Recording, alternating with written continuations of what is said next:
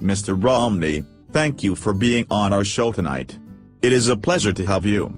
May I ask you questions concerning your Mormon beliefs? Let's start.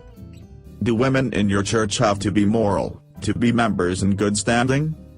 Well, yes. When I was stake president, in my interviews, the prophet insisted in our handbook that I was to probe deeply into questions of morality.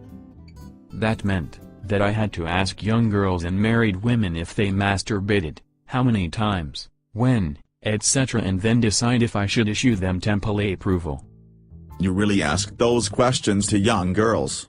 I understand that was down to the age of 12 years old. You asked her intimate details on masturbation? Isn't that inappropriate? Yes, it was a dirty job, but I had to sit and listen to every detail of her encounters with her own body and then stand in for the Lord, and decide on giving her a temple recommend.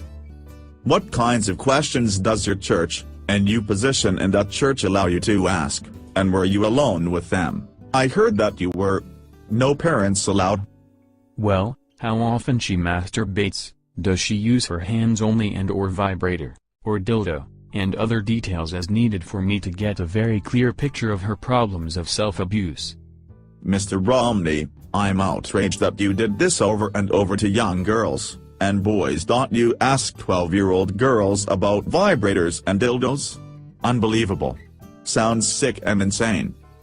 Well, most would say it is child abuse, but when you're a Mormon leader you can do what you want. Frankly, I like those teenage girl interviews, if you know what I mean.